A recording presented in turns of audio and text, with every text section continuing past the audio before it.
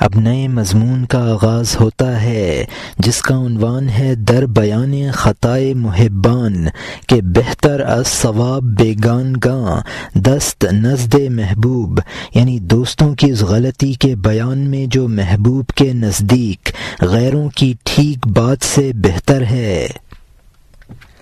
وہ سچے بلال رضی اللہ عنہ اذان میں لفظ حیو کو عاجزی سے حیو پڑھتے تھے، یہاں تک کہ ان منافقوں نے کہا اے پیغمبر دوست نہیں ہے۔ یہ غلطی اس وقت کی تعمیر کی ابتدا ہے۔ اے اللہ کے رسول اور نبی، ایک زیادہ فصیح مؤذن لے آئیے۔ دین اور نیکی کے شروع میں عیب ہوگا لفظ حی علی الفلاح کو غلط پڑھنا۔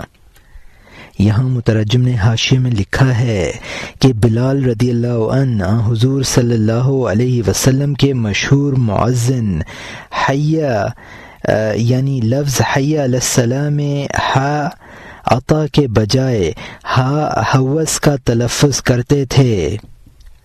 منافقوں نے کہا یعنی اسلامی تعلیمات کی ابتدا ہے، ایسا مؤذن جو ہر حرف صحیح مخرج سے ادا کر سکے اس کو لے آئیے۔ اور یہاں حاشیہ ختم ہوتا ہے۔ پیغمبر صلی اللہ علیہ وسلم کا غصہ جوش میں آیا اور فرمائے ایک دو اشارے چھپی ہوئی عنایتوں میں سے کہ اے کمینوں، اللہ کے نزدیک بلال رضی اللہ عنہ کا حیا شور و غل کے سینکڑوں حیا اور حی سے بہتر ہے۔ جوش نہ دلاؤ تاکہ میں تمہارے راز اول اور آخر کے صاف نہ کہہ ڈالوں۔ اگر تو دعا میں اچھا دم نہیں رکھتا ہے جا صفائی والوں سے دعا کرا لے۔ یہاں مترجم نے حاشیے میں لکھا ہے کہ منافقوں کے اعتراض سے حضور صلی اللہ علیہ وسلم کو غصہ آیا۔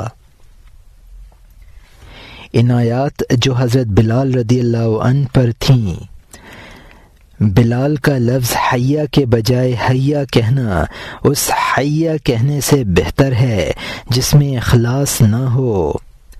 غرض کے دعا کی قبولیت کے لیے اخلاص شرط ہے۔ اگر خود میں اخلاص نہ ہو تو مخلص سے دعا کرا لے۔ اور یہاں حاشیہ ختم ہوتا ہے۔ اب نئے مضمون کا آغاز ہوتا ہے جس کا عنوان ہے امر کردن حق تعالی بموسیٰ علیہ السلام کہ بدہان خواں میرا کے بداں وہاں گناہ نہ کردہ باشی، یعنی اللہ تعالی کا حضرت موسیٰ علیہ السلام کو حکم دینا کہ مجھے اس منہ سے پکار جس منہ سے تو نے گناہ نہ کیا ہو۔ اس کے لیے اللہ تعالیٰ نے موسیٰ علیہ السلام سے فرمایا دعا میں مراد مانگتے وقت کہ اے کلیم میری پناہ چاہ اس منہ سے جس نے تو نے گناہ نہ کیا ہو۔ موسیٰ علیہ السلام نے عرض کیا میرا وہ منہ نہیں ہے۔ فرمایا ہمیں دوسرے کے منہ سے پکار۔ دوسرے کے منہ سے تو نے کب گناہ کیا ہے؟ دوسرے کے منہ سے کہہ کہ اے خدا ایسا کر کہ وہ منہ تیرے لیے رات اور دن دعائیں کریں۔ اس منہ سے جس سے تو نے کبھی گناہ نہیں کیا وہ دوسرے کا منہ تیرا عذر خواہ ہوگا، یا اپنے منہ کو ماک کر اور اپنی روح کو چست و چالاک بنا۔ یہاں مترجم نے حاشیے میں لکھا ہے اس قصہ کا خلاصہ یہ ہے کہ اگر خود میں اخلاص نہ ہو تو مخلصین سے دعا کرائے۔ کلیم کا مطلب ہے حضرت موسیٰ علیہ السلام۔ اگر وہ منہ گناہ گار بھی ہے تو تم نے تو اس منہ کے ذریعے گناہ نہیں کیا، یعنی لوگوں کے ساتھ ایسا برتاؤ کرو کہ وہ دعائیں کریں۔ اور یہاں حاشیہ ختم ہوتا ہے۔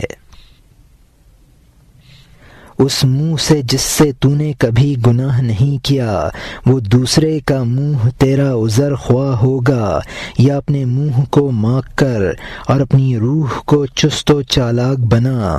یہاں مترجم نے حاشیے میں لکھا ہے کہ دعا کرنے کے لیے ایسے منہ کی ضرورت تھی جس سے تو نے گناہ نہ کیا ہو اور وہ تیرے پاس نہیں ہے، تو غیر کا منہ تیری اس مجبوری کے لیے عذر خواہ ہو جائے گا۔ اپنے منہ سے دعا کرنی ہے تو اس کو اور روح کو پاک کر لینا چاہیے۔ اور یہاں حاشیہ ختم ہوتا ہے۔ اللہ تعالیٰ کا ذکر پاک ہے، جب پاکی حاصل ہوئی ناپاکی بوریا بستر باندھ لیتی ہے، باہر ہو جاتی ہے، زدوں سے گریز کرتی ہیں، رات بھاگ جاتی ہے، جب روشنی نمودار ہوتی ہے، جب اللہ تعالیٰ کا پاک نام منہ میں آتا ہے، نہ پلیدی رہتی ہے اور نہ وہ منہ رہتا ہے۔ یہاں مترجم نے حاشیے میں لکھا ہے کہ روح کے پاک کرنے کی یہ تدبیر ہے کہ ذکر کی پاکی اس میں داخل کر دو، ناپاکی خود بھاگ جائے گی۔ اور یہاں حاشیہ ختم ہوتا ہے۔ اب نئے مضمون کا آغاز ہوتا ہے جس کا عنوان ہے در بیان آن کا اللہ گفتن نیاز مند عین لبیک گفتن حق ست، یعنی اس کا بیان کہ نیاز مند کا اللہ کہنا اللہ کا لبیک کہنا ہے۔ ایک شخص رات کو اللہ اللہ کہتا تھا، یہاں تک کہ ذکر سے اس کے ہونٹ میٹھے ہوئے تھے۔ شیطان نے اس سے کہا، اے سخت جان چپ رہ، اے بت بنے، آخر کب تک کہے گا؟ یہ سب تو غرور سے اللہ اللہ کہتا ہے، اللہ کی جانب سے ایک بھی لبیک کہاں ہے؟ پیش گاہ خداوندی سے ایک جواب بھی نہیں آتا ہے۔ تو سخت روی سے کتنی بار اللہ کی ضرب لگائے گا؟ وہ دل شکستہ ہو گیا اور لیٹ گیا۔ اس نے خواب میں حضرت خضر کو سبزہ زار میں دیکھا۔ انہوں نے کہا، ہائے تو ذکر سے کیوں رک گیا؟ تو اس سے کیوں شرمندہ ہے کہ اس کو پکارتا تھا؟ یہاں مترجم نے حاشیے میں لکھا ہے، یعنی شب کو ذکر خداوندی کرتا تھا۔ لبیک کا مطلب ہے کہ یہ پکارنے والے کو جواب دیا جاتا ہے، جس کے معنی ہے میں حاضر ہوں۔ حضرت خضر علیہ السلام کو اس وجہ سے خضر کہا گیا ہے کہ ان کی کرامت یہ ہے کہ جہاں کہیں بیٹھ جاتے ہیں سبزہ اگ جاتا ہے۔ اور یہاں حاشیہ ختم ہوتا ہے۔ اس نے کہا جواب میں، میرے پاس لبیک نہیں آ رہا ہے، اس سے میں خوف زدہ ہوں کہ میں مردود بارگاہ ہوں۔ اس سے حضرت خضر علیہ السلام نے کہا کہ خدا نے یہ مجھ سے کہا ہے کہ جاؤ اس سے کہو، اے آزمائش میں پڑنے والے، وہ تیرا اللہ کہنا ہی ہماری لبیک ہے، وہ عاجزی اور تیرا درد و سوز ہی ہمارا قاصد ہے۔ یہاں مترجم نے حاشیے میں لکھا ہے کہ لبیک کے ساتھ اللہ تعالیٰ کی جانب سے میرے پاس جواب نہیں آتا ہے، اس سے مجھے یہ خیال ہو گیا ہے کہ میں مردود بارگاہ ہوں۔ اللہ کا اپنی یاد میں لگا لینا ہی اس کی جانب سے لبیک ہے۔ اور یہاں حاشیہ ختم ہوتا ہے۔ کیا میں نے تجھے اپنے کام میں نہیں لگا رکھا ہے؟ کیا میں نے تجھے ذکر میں مشغول نہیں کر رکھا ہے؟ تیری تدبیریں اور کوششیں ہماری کشش سے تھیں اور اس نے تیرے پاؤں کھولے۔ تیرا خوف اور عشق ہماری مہربانی کی کمند ہے۔ تیرے یا رب کہنے میں ہماری لبیکیں ہیں۔ جاہل کی جان اس دعا سے دور ہی ہے، کیونکہ یا رب کہنا اس کی عادت نہیں ہے۔ یہاں مترجم نے حاشیے میں لکھا ہے کہ کسی شخص کو عبادت کی توفیق ہونا اللہ کی جانب سے قبولیت کی دلیل ہے۔ یہ اللہ کا کرم ہی ہے کہ وہ اپنی یاد میں لگا دے۔ اللہ کا عشق اس کی رحمتوں کو متوجہ کر دیتا ہے، تو دعا کرنے والے کا ایک بار یا رب کہنا اللہ تعالی کی جانب سے چند بار لبیک کہنا بن جاتا ہے۔ اور یہاں حاشیہ ختم ہوتا ہے۔ اس کے منہ اور دل پر تالا اور بند ہے تاکہ تکلیف کے وقت خدا سے نالہ نہ کر سکے۔ فرعون کو سینکڑوں ملک اور مال دیے، یہاں تک کہ اس نے خدائی کا دعویٰ کر دیا۔ اپنی تمام عمر اس نے سر کا درد نہ محسوس کیا تاکہ وہ بد اصل اللہ کی جناب میں نالہ نہ کر سکے۔ یہاں مترجم نے حاشیے میں لکھا ہے کہ جس سے خدا ناراض ہوتا ہے اس کو کبھی بھی دعا کی توفیق نہیں ہوتی۔ اللہ نے فرعون کو درد سر سے بھی محروم رکھا اور ورنہ وہ دعا کا سبب بن جاتا۔ اور یہاں حاشیہ ختم ہوتا ہے۔ اس کو اس دنیا کی تمام سلطنت دے دی، اللہ نے اس کو درد اور رنج اور غم نہ دیے۔ درد دنیا کی دولت سے بہتر ہے تاکہ تو تنہائی میں خدا کو پکارے، اس لیے کہ درد اور رنج اور غموں کا بوجھ دنیا میں اس کے دوستوں کا حصہ ہے۔ بغیر درد کے پکارنا افسردگی ہے، درد کے ساتھ پکارنا دل ربائی کی وجہ سے ہے۔ دبے ہونٹوں آواز نکالنا مبدا اور شروع کو یاد کرنا ہے، وہ آواز صاف اور غمناک ہو چکی ہے۔ اے خدا، اے مددگار، اے معین۔ یہاں مترجم نے حاشیے میں لکھا ہے کہ بیماری جو اللہ کی طرف رجوع کر دے اللہ کی ایک رحمت ہے۔ حدیث شریف ہے، اللہ جب کسی سے محبت کرتا ہے تو اس کو مبتلا کر دیتا ہے تاکہ اس کی عاجزی کو سنے۔ بے دردی کے ساتھ دعا افسردگی کا نتیجہ ہے، درد کے ساتھ دعا عشق کا نتیجہ ہے۔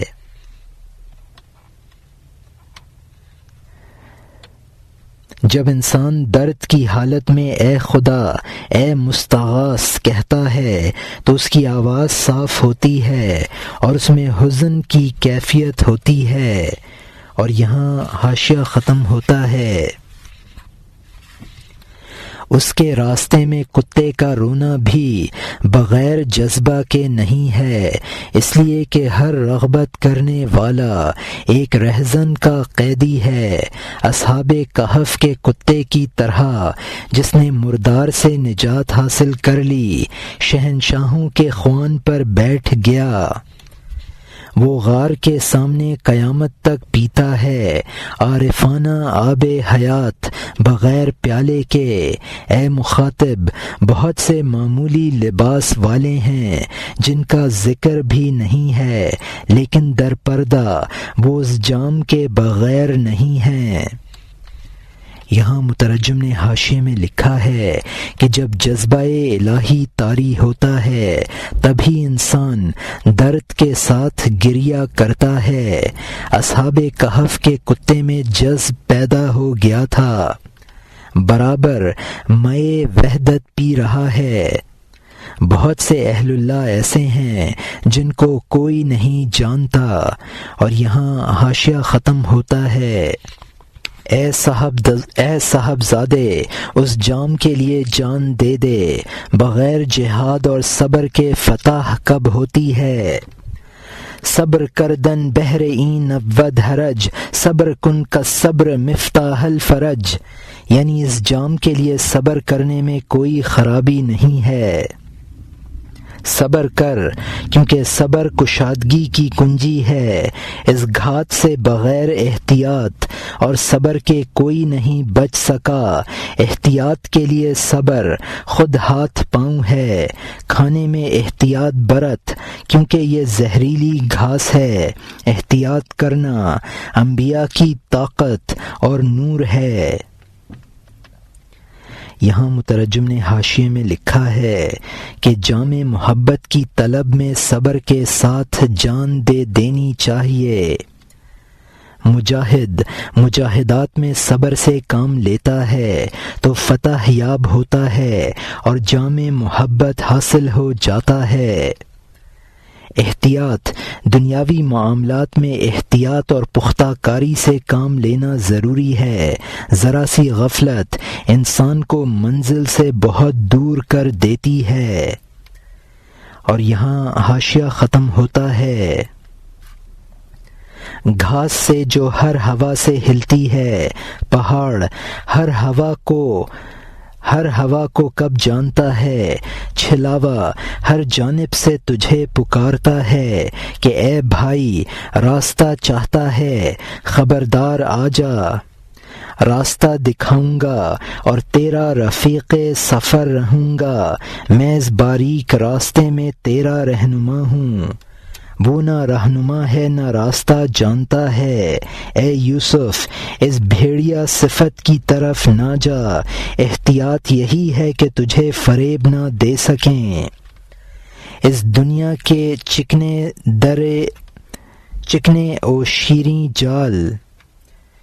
اور شیریں جال۔ یہاں مترجم نے حاشیے میں لکھا ہے کہ ہر خواہش نفس کا تابع تنکے کی طرح ہے۔ انسان کو کوہ گراں ہونا چاہیے۔ شیطان طرح طرح سے انسان کو دھوکے دیتا ہے۔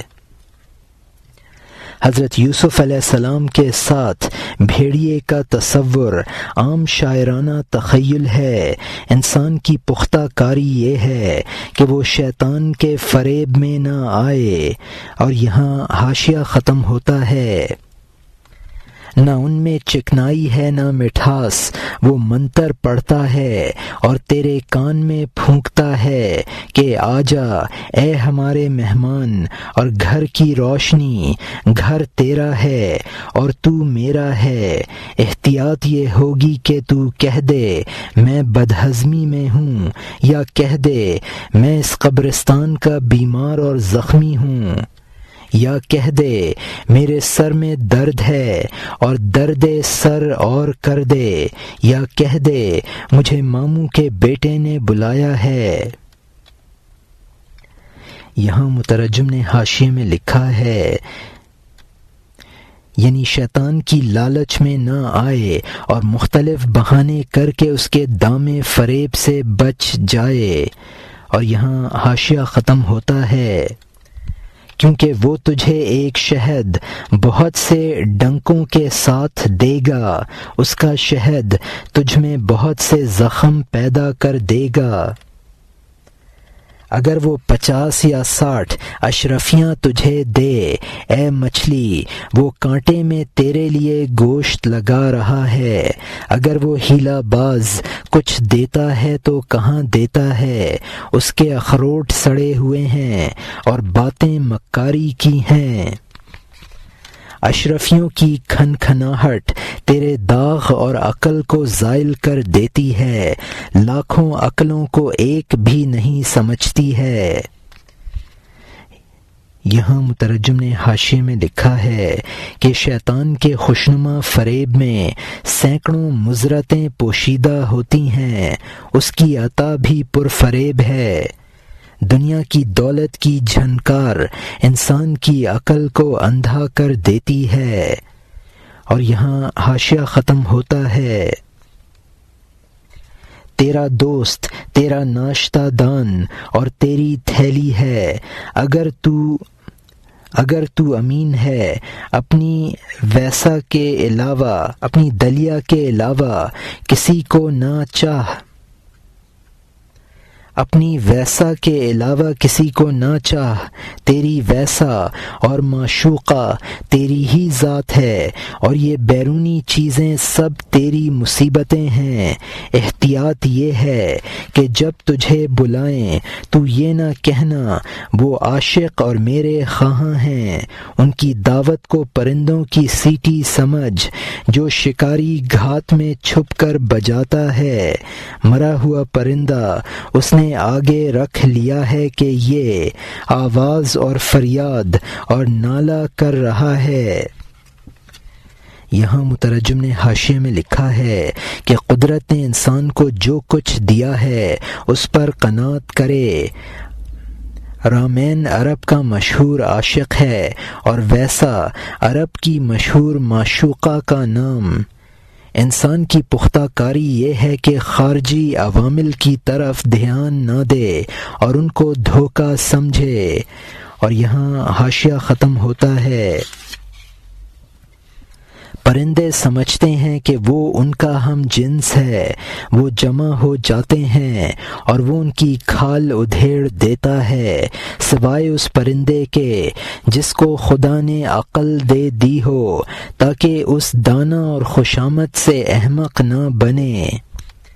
بے احتیاطی یقیناً پشیمانی ہے، احتیاط کو نہ چھوڑ، تو اس کو مضبوط کر لے، اس لیے کہ بے احتیاطی بدبختی کا پھل دیتی ہے، دین ہاتھ سے نکل جاتا ہے اور درد سر پیدا کر دیتی ہے۔ اس کی تشریح میں یہ قصہ سن لے تاکہ تو دین کی حفاظت کے لیے پختہ کار بن جائے۔ یہاں مترجم نے حاشیے میں لکھا ہے کہ مردہ جانور سامنے رکھ کر شکاری اس کی بولیاں بولتا ہے، دوسرے پرند اس سے دھوکہ کھا جاتے ہیں۔ اور یہاں حاشیہ ختم ہوتا ہے۔ اب نئے مضمون کا آغاز ہوتا ہے جس کا عنوان ہے فریفتن روستائی شہری را او بداوت خواندن بلا و الہا، یعنی ایک دیہاتی کا ایک شہری کو فریفتہ کرنا اور خوشامد اور عاجزی سے دعوت دینا۔ اے بھائی، گزشتہ زمانے میں تھا ایک شہری ایک دیہاتی کا دوست۔ دیہاتی جب شہر میں آتا اس شہری کے کوچے میں مقیم ہوتا، 2-3 مہینے اس کا مہمان ہوتا، اس کی دکان اور اس کے دسترخوان پر رہتا۔ یہاں مترجم نے حاشیے میں لکھا ہے کہ اس قصہ کا خلاصہ یہ ہے کہ شہری نے احتیاط سے کام نہ لیا اور دیہاتی کی چکنی چپڑی باتوں میں آ کر پریشان ہوا۔ دیہاتی دکان پر ٹھہرتا اور اس کے یہاں کھانا کھاتا، اور یہاں حاشیہ ختم ہوتا ہے۔ اس کی اس وقت جو ضرورتیں ہوتیں وہ شہری مفت مہیا کرتا۔ وہ دیہاتی شہری کی طرف متوجہ ہوا اور کہا کہ جناب، تفریح کے لیے آپ کبھی گاؤں میں نہیں آتے ہیں؟ خدا کے لیے تمام بچوں کو لائیے کیونکہ یہ موسم باغ اور نو بہار کا ہے، یا گرمیوں میں پھل کے وقت آئیے تاکہ میں آپ کی خدمت میں کمر بستہ ہو جاؤں۔ خاندان اور بچوں اور اپنی قوم کو لائیے، ہمارے گاؤں میں 3-4 مہینے رہیے۔ بہار کے موسم میں گاؤں کا علاقہ اچھا ہوتا ہے، کھیتیاں اور دلکش لالا ہوتا ہے۔ ٹالنے کے لیے شہری اس سے وعدہ کر لیتا، یہاں تک کہ وعدے ہی وعدے میں 8 سال گزر گئے۔ وہ دیہاتی ہر سال کہتا کہ کب آپ ارادہ کریں گے، خزاں کا موسم آ گیا۔ یعنی یہاں مترجم نے حاشیے میں لکھا ہے، یعنی موسم بہار گزر کر موسم خزاں آ گیا، اور یہاں حاشیہ ختم ہوتا ہے۔ وہ شہری بہانہ بنا دیتا کہ اس سال ہمارے فلاں علاقے کا مہمان آئے گا، اگر آئندہ سال نجات پاؤں گا ضروریات سے ادھر آؤں گا۔ اس دیہاتی نے کہا میرے بال بچے منتظر ہیں آپ کے بچوں کے، اے کرم فرما۔ پھر وہ ہر سال لقلق کی طرح آ جاتا، شہری کے گھر مقیم ہو جاتا۔ خواجہ یعنی شہری ہر سال اپنا روپیہ پیسہ اس پر خرچ کرتا، اپنا دل کھول دیتا۔ آخری مرتبہ اس سخی نے 3 مہینے صبح اور شام اس کے لیے دسترخوان بچھایا۔ اس دیہاتی نے خواجہ یعنی شہری سے شرمندگی سے کہا آپ کتنے وعدے اور کتنا دھوکہ دیں گے؟ خواجہ یعنی شہری نے کہا میرا جسم اور جان ملنے کے متمنی ہیں، لیکن ہر نقل و حرکت خود اللہ کے قبضہ میں ہے۔ یہاں مترجم نے حاشیے میں لکھا ہے چونکہ مہمان کی آمد کی مجبوری ہے لہٰذا سفر نہ کر سکوں گا۔ لقلق آبی پرندوں کی ہر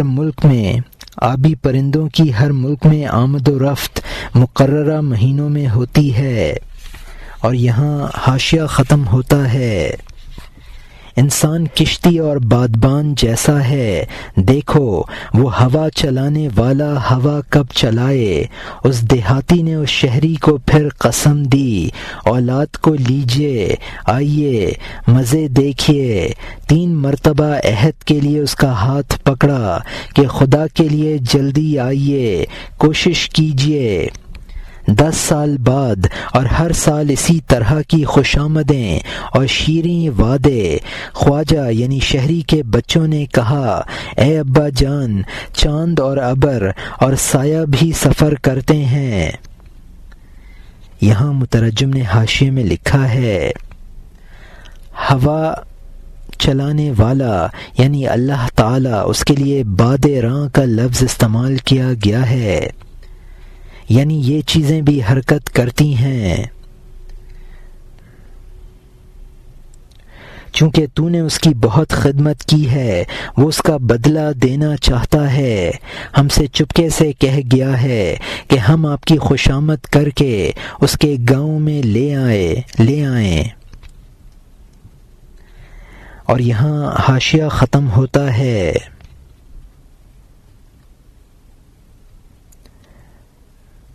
آپ نے اس دیہاتی پر حقوق قائم کر دیے ہیں، اس کے معاملے میں بہت سی تکلیفیں اٹھائی ہیں، وہ چاہتا ہے کہ ان میں سے بعض حق ادا کرے جب آپ مہمان ہوں۔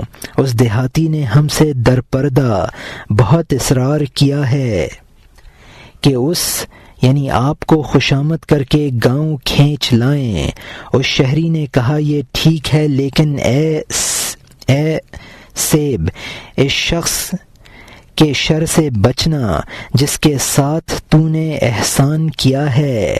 اتقی من شر من احسنت الیہ۔ دوستی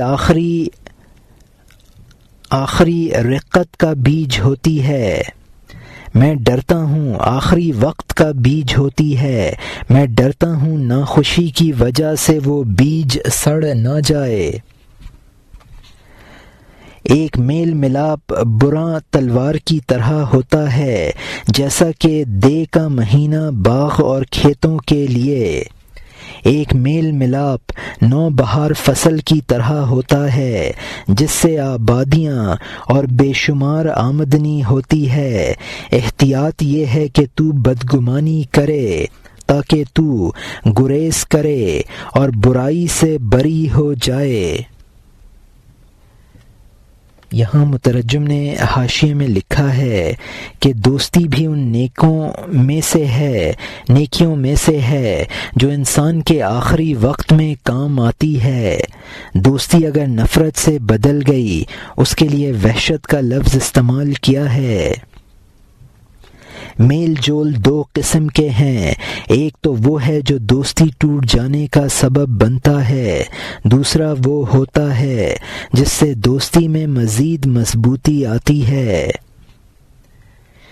یہ خیال کرے کہ یہ میل جول دوستی توڑ دے گا، اس کو ظن بد کہا ہے۔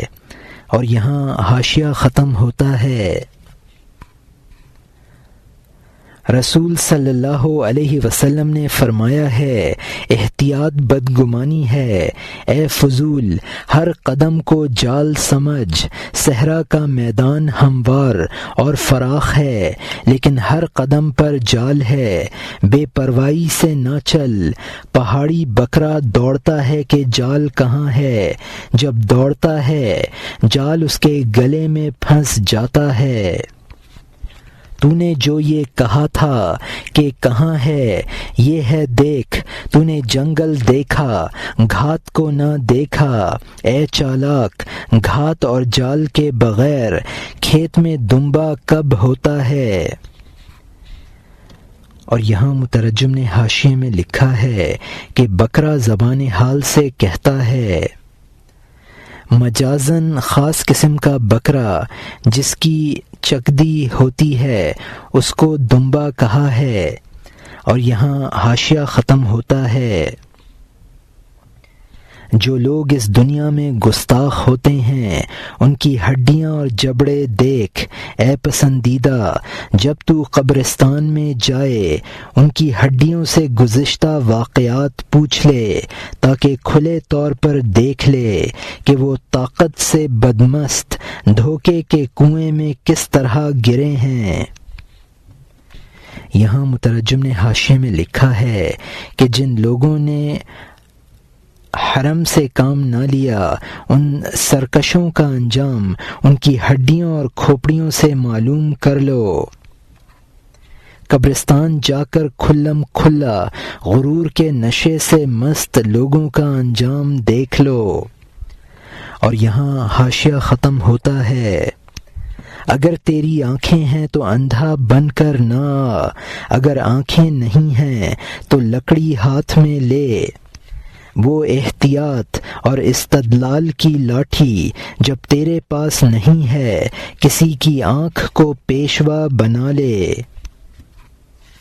اگر پختہ کاری اور استدلال کی لاٹھی نہیں ہے، لاٹھی پکڑنے والے کے بغیر ہر راستے پر نہ کھڑا ہو۔ پاؤں اس طرح رکھ جس طرح اندھا رکھتا ہے تاکہ پاؤں پتھر اور کنویں سے نجات پا جائے۔ یہاں مترجم نے حاشیے میں لکھا ہے کہ غلطی سے بچنے کی پہلی صورت تو یہ ہے کہ عقل کے ذریعے غلطی سے بچے، دوسری صورت یہ ہے کہ تجربہ کے ذریعے غلطی سے بچا جائے، تیسری صورت یہ ہے کہ کسی دیداور کے ذریعے غلطیوں سے بچا جائے۔ اندھا چلنے میں احتیاط کرتا ہے، ٹھوکر اور گڑھے سے بچ جاتا ہے۔ اور یہاں حاشیہ ختم ہوتا ہے۔ اندھا لرزتے ہوئے اور ڈر اور احتیاط سے پاؤں رکھتا ہے تاکہ غلطی میں نہ پڑ جائے۔ اے وہ جو دھوئیں سے بھاگا آگ میں گرا، لقمہ ڈھونڈا سانپ کا لقمہ بن گیا۔ یہاں مترجم نے حاشیے میں لکھا ہے کہ انسان خود غلطی کر بیٹھتا ہے، ایک غلطی سے بچتا ہے اور سے بڑی غلطی میں مبتلا ہو جاتا ہے۔ اہل سبا کے قصے میں اسی بات کو واضح کیا ہے۔ اور یہاں حاشیہ ختم ہوتا ہے۔ اب نئے مضمون کا آغاز ہوتا ہے جس کا عنوان ہے قصہ اہل سبا او طاغی کردن نعمت ایشاں را او رسیدن بشومی طغیان و کفران دراں او بیان فضیلت شکر و نعمت حق، یعنی اہل سبا کا قصہ اور نعمتوں کا ان کو سرکش بنا دینا اور ان میں کفر اور سرکشی کی بدبختی کا آ پہنچنا اور اللہ کی نعمت اور شکر کی فضیلت کا بیان۔ کیا تو نے سبا والوں کا قصہ نہیں پڑھا یا تو نے پڑھا ہے اور اس کو صرف صدائے بازگشت سمجھا ہے؟ صدا سے خود پہاڑ واقف نہیں ہے، حقیقت کی جانب پہاڑ کے ہوش کے لیے راستہ نہیں ہے۔ وہ بغیر گوش اور ہوش کے آواز نکالتا ہے، جب تو چپ ہو گیا وہ بھی چپ ہو گیا۔ یہاں مترجم نے حاشیے میں لکھا ہے کہ اہل سبا کی فارغ البالی اور ان کی نافرمانی کا قصہ قرآن پاک میں مذکور ہے۔ اجنبی کتے پر مقامی کتوں کا بھونکنا گویا کہ اس کو تنبیہ کرنا ہے کہ وہ اپنے پہلے مالک اور مکان کو چھوڑ کر کیوں آیا ہے۔ اور یہاں حاشیہ ختم ہوتا ہے۔ اللہ نے اہل سبا کو بہت فارغ البالی بخشی، لاکھوں قلعے اور محلات اور باغ، ان بدطینتوں کو اس کا حق نہ ادا کیا، ان بدطینتوں نے اس کا حق نہ ادا کیا۔ وہ وفاداری میں کتوں سے کم تھے۔ کسی کتے کو کسی دروازے سے روٹی کا لقمہ جب مل جاتا ہے وہ اس در پر کمر بستہ ہو جاتا ہے، دروازے کا محافظ اور نگران بن جاتا ہے، خواہ اس پر ظلم اور سختی ہو۔ اس دروازے پر اس کی بود و باش ہو جاتی ہے۔ غیر کو اختیار کرنا وہ کفر سمجھتا ہے۔ اگر کوئی اجنبی کتا آ جاتا ہے رات یا دن میں، وہ کتے اس کو فوراً تنبیہ کرتے ہیں کہ وہاں جا جہاں پہلا گھر ہے، اس نعمت کا حق دل کو گروی کیے ہوئے ہے۔ وہ اس کو کاٹتے ہیں کہ اپنی جگہ جا، اس نعمت کے حق کو نظر انداز نہ کر۔ دل اور صاحب دل کے در سے آب حیات تو نے کئی بار پیا ہے اور اس کے چشمے جاری ہوئے ہیں۔ سکر اور وجد اور بے خودی کی غذا دل والوں کے دروازے سے تو نے جان کو دی ہے۔ یہاں مترجم نے حاشیے میں لکھا ہے کہ جس طرح کتے کا پہلے مکان کو چھوڑنا بے وفائی ہے، اسی طرح بزرگوں کے در سے مستفید ہو کر ان کو چھوڑنا بے وفائی ہوگا۔ مرید شیخ کے در سے بہت سی روحانی غذائیں حاصل کرتا ہے۔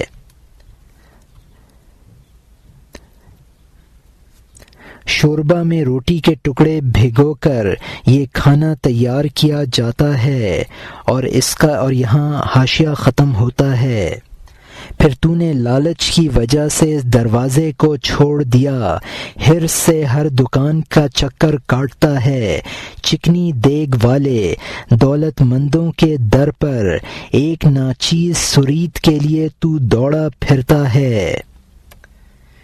یہاں مترجم نے حاشیے میں لکھا ہے کہ سرید شوربہ میں روٹی کے ٹکڑے بھگو کر یہ کھانا تیار کیا جاتا ہے، اور یہاں حاشیہ ختم ہوتا ہے۔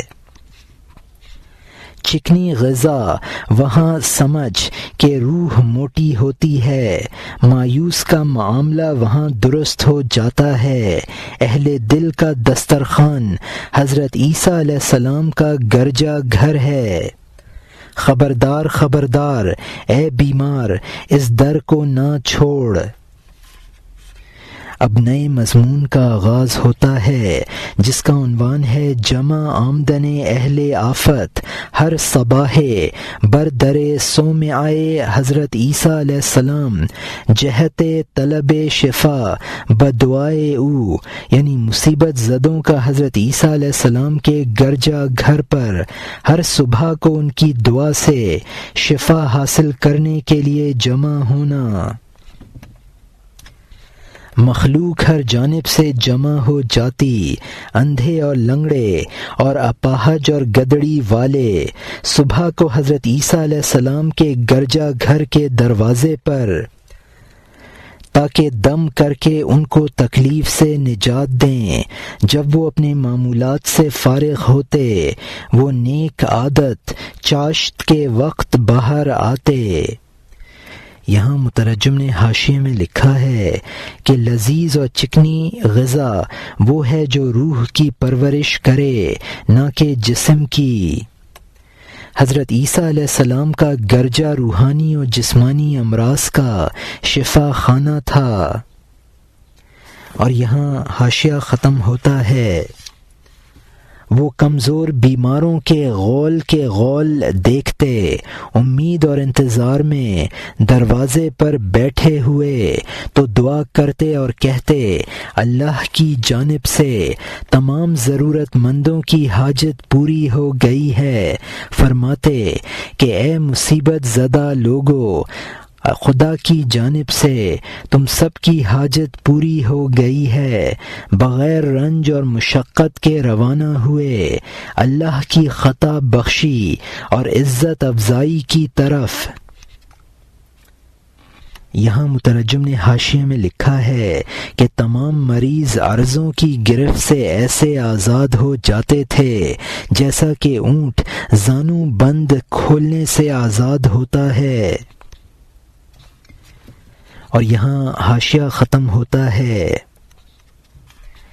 سب پاؤں بندھے اونٹوں کی طرح جن کے زانوں کو تو نے تدبیر سے کھول دیا ہو، سب صحت مند ہو گئے اور روانہ ہو گئے۔ فوراً حضرت عیسیٰ علیہ السلام کے جان بخشنے والے دم کرنے سے سب مریضوں کی حاجت روائی ہو جاتی۔ خدا کے حکم سے نیک بزرگ کے دم کرنے سے سب اطمینان سے خوشی خوشی بلا توقف ان کی دعا سے دوڑتے چلے جاتے۔ سب بغیر درد اور تکلیف اور رنج و غم کے تندرست اور خوش اور قابل عزت اپنے گھروں کو روانہ ہو جاتے۔ ان صاحب قرآن کے مبارک دم کرنے سے تو نے اپنی بہت سی مصیبتوں کو آزمایا ہے۔ مذہب کے شہنشاہوں سے تو صحت یاب ہوا ہے، کتنی مرتبہ تیرا لنگڑا پن تیز رفتار بنا ہے، کتنی مرتبہ تیری جان بے غم اور بے درد ہو گئی ہے۔ اے بے وقوف، پاؤں پر رسی باندھ لے تاکہ اے خود رائے تو اپنے آپ سے بھی گم نہ ہو جائے۔ یہاں مترجم نے حاشیے میں لکھا ہے کہ صاحب قراں کا مطلب ہے وہ بچہ جس کی ولادت کے وقت زحل اور مشتری ستارے کا ملاپ ہو جائے، ایسا بچہ بہت صاحب نصیب کہلاتا ہے۔ جبکہ بزرگوں کے در سے فیض حاصل ہوا ہے، اس در کو چھوڑنا حضرت عیسیٰ علیہ السلام کے گرجا گھر سے منہ موڑنا ہے۔ اور یہاں حاشیہ ختم ہوتا ہے، تیری ناشکری اور احسان فراموشی نے تجھے شہد پینے کو یاد نہ دلایا، لا محالہ وہ راستہ تجھ پر بند ہو گیا جبکہ اہل دل کا دل تجھ سے زخمی ہوا۔ جلد ان کے پاس پہنچ جا اور توبہ کر لے، ابر کی طرح عاجزی کا رونا رو، تاکہ ان کا باغ تیری جانب کھلے، پکے ہوئے میوے خود پھٹ پڑیں۔ اسی در کا چکر کاٹ، کتے سے کم نہ ہو، اگرچہ تو اصحاب کہف کے کتے کا ساتھی ہو گیا ہے۔ کتوں کے لیے ناسے ہیں کہ پہلے گھر سے دل لگا، وہ پہلا دروازہ جس پر تو نے ہڈی کھائی ہے، سخت پکڑ لے اور حق گزاری سے نہ رک۔ یہاں مترجم نے حاشیے میں لکھا ہے کہ غسل نوشی کا مطلب ہے یعنی بزرگوں کا فیض۔ اگر تجھ میں کمال بھی پیدا ہو گیا ہے تب بھی اس در کو نہ چھوڑ۔ اور یہاں حاشیہ ختم ہوتا ہے، وہ اس کو کاٹتے ہیں تاکہ تہذیب سے وہاں چلا جائے اور پہلے مقام پر کامیاب ہو جائے۔ اس کو کاٹتے ہیں کہ اے سرکش کتے جا، اپنے محسن سے باغی نہ بن، اسی در پر حلقہ کی طرح بندھا رہ، محافظ اور چست اور آمادہ بنا رہ، ہماری بے وفائی کی صورت نہ بن، بے وفائی کو خواہ مخواہ ظاہر نہ کر، وفاداری جبکہ کتوں کا شعار ہے، جا کتوں کو ذلیل اور بدنام نہ کر، جبکہ بے وفائی کتوں کے لیے ذلت ہے، تو نے بے وفائی کو کیوں جائز رکھا؟ یہاں مترجم نے حاشیے میں لکھا ہے کہ کتوں کی وفاداری مشہور ہے، لہٰذا تو بے وفائی کی صورت نہ پیدا کر۔ بے وفائی کتوں کے لیے عار و ذلت ہے، تو نے اپنے لیے اس کو کیوں پسند کیا ہے؟ اور یہاں حاشیہ ختم ہوتا ہے۔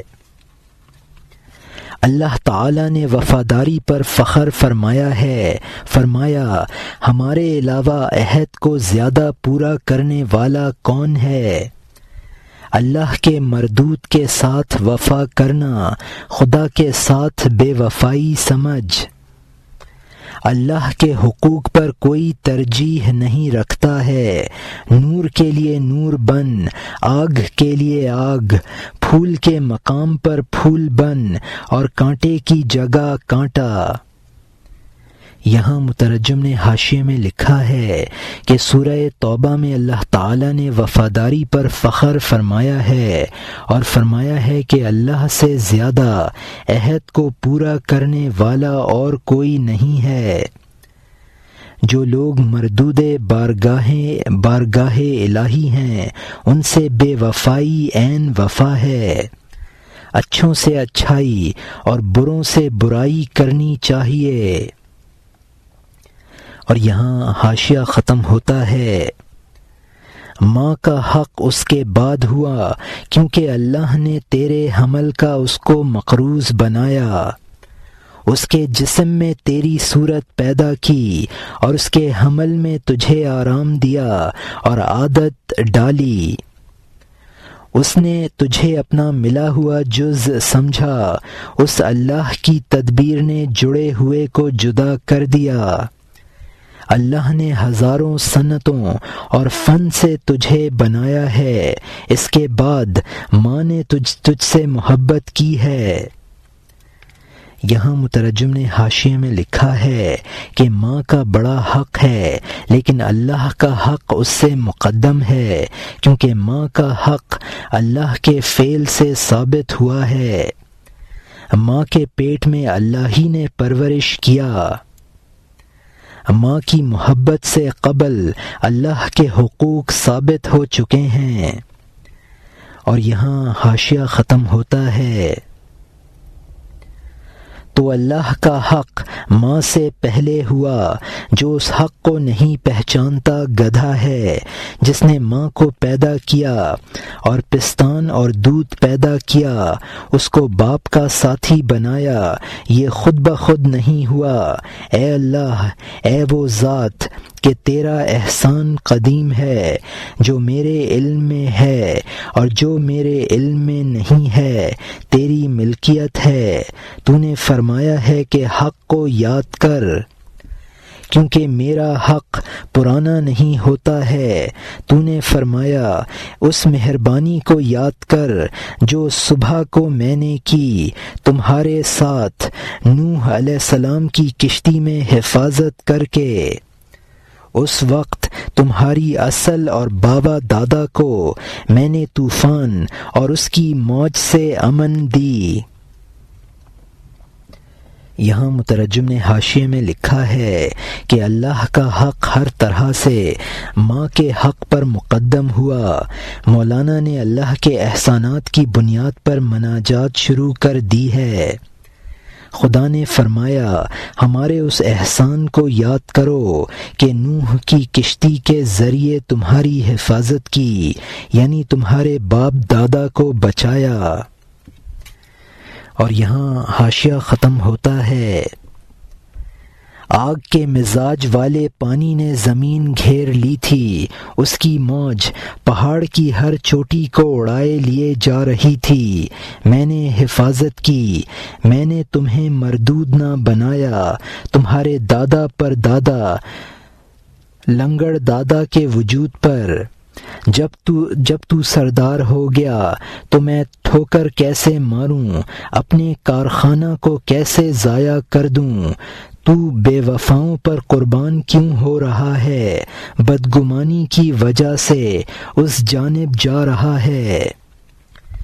یہاں مترجم نے حاشیے میں لکھا ہے کہ پانی آگ کی طرح تباہی کر رہا تھا اور اس کی موجیں پہاڑوں کی چوٹیوں کو برباد کر رہی تھیں۔ جب انسان کو اشرف المخلوقات بنایا تو اس کو تباہ نہ کرے گا۔ اس قدر احسانات کے باوجود تو میرے ساتھ وفا نہ کرنے والوں پر کیوں فدا ہوتا ہے؟ اور یہاں حاشیہ ختم ہوتا ہے، میں بھول اور بے وفائی سے بری ہوں، تو میری جانب آتا ہے تو بدگمانی کرتا ہے، یہ بدگمانی وہاں لے جا جس جگہ کہ تو اپنے جیسے کے سامنے دوہرا ہوتا ہے۔ تو نے بہت سے طاقتور ساتھی اور دوست بنائے، اگر میں تجھ سے پوچھوں کہ کہاں ہے تو تو کہے گا چلے گئے، تیرا نیک ساتھی بلند آسمان پر چلا گیا، تیرا بدکار ساتھی زمین کی گہرائی میں چلا گیا، تو درمیان میں رہ گیا، اسی طرح بے مدد جیسے کہ قافلہ کی روانگی کے بعد آگ۔ یہاں مترجم نے حاشیے میں لکھا ہے کہ اللہ ہر قسم کی بھول اور بے وفائی سے پاک ہے۔ بے وفائی کی بدگمانی انسان سے کی جا سکتی ہے، طوفانی انسانوں سے دوستی کرتا ہے، حالانکہ دوستی کے قابل باقی ہے نہ کہ فانی۔ انسان تو انسان کا ساتھ چھوڑ دیتا ہے، خواہ اچھا ہے یا برا۔ قافلہ روانہ ہوتے وقت آگ کو چھوڑ کر چل دیتا ہے۔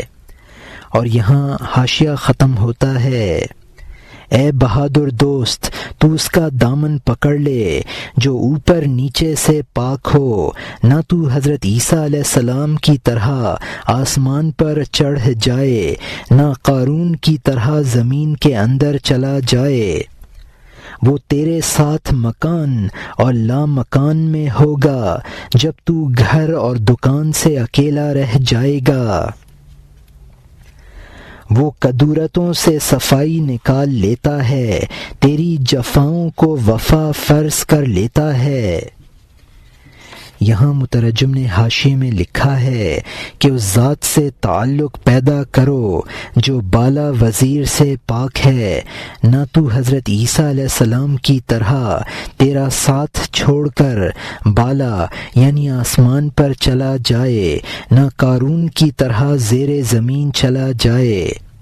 جب تک تو جسمانی زندگی گزارے وہ تیرے ساتھ ہو، جب تو روحانی زندگی گزارے اور لا مکان میں ہو وہ تیرے ساتھ رہے۔ خدا ہی کی ذات ہے جو انسان کی برائیوں کو بھلائیوں سے تبدیل کر دیتی ہے۔ اور یہاں حاشیہ ختم ہوتا ہے، جب تو ظلم کرتا ہے وہ سزا بھیجتا ہے تاکہ تو نقصان سے کمال کی طرف روانہ ہو، جب تو عمل میں کوئی معمول ترک کر دیتا ہے، رنج اور غصہ سے تجھ پر قبض طاری ہو جاتا ہے، وہ ادب سکھانا ہوتا ہے یعنی نہ کر پرانے عہد میں کوئی تبدیلی۔ یہاں مترجم نے حاشیے میں لکھا ہے کہ جب انسان کوئی غلطی کرتا ہے تو اللہ تعالیٰ اس کو تنبیہ فرما کر برائی سے نکال کر بھلائی کی طرف متوجہ فرما دیتا ہے۔ اگر انسان کی کوئی مقررہ عبادت فوت ہو جاتی ہے تو اللہ تعالیٰ انسان میں ایک انقباضی کیفیت پیدا فرما دیتا ہے، اور یہ تنبیہ ہوتی ہے کہ انسان اپنا معمول نہ چھوڑے۔ اور یہاں حاشیہ ختم ہوتا ہے، اس سے پہلے کہ یہ قبض زنجیر بنے، جو آج دلگیر ہے وہ پاگیر بن جائے، تیرا ذہنی رنج محسوس اور واضح ہو جائے۔ خبردار، اس اشارے کو معدوم نہ سمجھنا، گناہوں میں قبض دلگیر بنتا ہے، موت کے بعد انقباضی کیفیتیں زنجیر ہو جاتی ہیں۔ نعطی من اعرض هنا عن ذکرنا عیشة ضنکا ونحشو بالعمی، عیشة ضنکا ونحشر بالعمی، یعنی جس شخص نے یہاں ہمارے ذکر سے اعراض کیا، ہم اس کو دیں گے تنگ زندگی اور قیامت میں اندھا اٹھائیں گے۔ یہاں مترجم نے حاشیے میں لکھا ہے کہ ترک عبادت پر انقباضی کیفیت آخرت میں زنجیر بن جائے گی۔ معقول یعنی انقباضی کیفیت جو ایک ذہنی چیز ہے، آخرت میں یہی کیفیت بشکل زنجیر ہو جائے گی۔ ترک عبادت پر انقباضی کیفیت جو ذہنی ہے وہ آخرت میں اندھا پن اختیار کر لے گی۔ اور یہاں حاشیہ ختم ہوتا ہے۔ چور جب لوگوں کا مال لے جاتا ہے، قبض اور دل تنگی اس کے دل میں کھٹکتی ہے، وہ کہتا ہے تعجب ہے، یہ قبض کیسا ہے؟ یہ قبض اس مظلوم کی دعا کا اثر ہے جو تیرے شر سے رو رہا ہے۔ جب وہ اس قبض کی طرف توجہ نہیں کرتا ہے، اصرار کی ہوا اس کی آگ کو بھڑکاتی ہے، لا محالہ دل کا قبض سپاہی کی گرفت ہو گیا، وہ محسوس بن گیا، معنی نے نشان قائم کر دیا۔ قبض جیل خانہ اور چار میخ بن گیا ہے۔ قبض جڑ ہے اور جڑ شاخ اتار دیتی ہے، جڑ چھپی ہوئی تھی نمایاں ہو گئی، اپنے قبض اور بسط کو جڑ سمجھ۔ یہاں مترجم نے حاشیے میں لکھا ہے کہ گناہ پر ایک دل تنگی پیدا ہوتی ہے اور وہ اس معصیت کا اثر ہوتا ہے۔ جب انسان اس گناہ پر اصرار کرتا ہے تو نتیجہ میں وہی دل تنگی ظاہری گرفت بن جاتی ہے۔ گناہوں پر یہی انقباضی کیفیت آخرت میں قید خانہ اور سزا کی صورت اختیار کر لے گی۔ گناہ پر انقباضی کیفیت اور نیکی پر انشراحی کیفیت۔ اور یہاں حاشیہ ختم ہوتا ہے۔ جب جڑ بری ہو اس کو جلد اکھاڑ دے تاکہ کوئی برا کانٹا چمن میں نہ اگے۔ تو نے قبض دیکھ لیا، اس قبض کی تدبیر کر، کیونکہ شاخیں سب جڑ سے اگتی ہیں۔ تو نے بست دیکھا، اپنے بست کو سیراب کر، جب پھل آ جائے تو ساتھیوں کو دے، پلٹ اور سبا والوں کا قصہ پھر کہہ تاکہ میں مرحبا پھر کہوں۔ یہاں مترجم نے حاشیے میں لکھا ہے کہ گناہ پر انقباضی کیفیت طاری ہو تو اس کا علاج کر کے ازالہ کر لینا چاہیے۔ نیکی پر انشراحی کیفیت پیدا ہو تو اس میں اضافہ کی کوشش کرنی چاہیے۔ انشراحی کیفیت میں پھل پیدا ہوں تو احباب کو اس سے فیض پہنچائے، یعنی وہ بچوں کی طرح ناقص عقل کے تھے۔ کسی کی نعمت کا کفران یہ بھی ہے کہ محسن کے ساتھ دشمنی کی جائے۔ اور یہاں حاشیہ ختم ہوتا ہے۔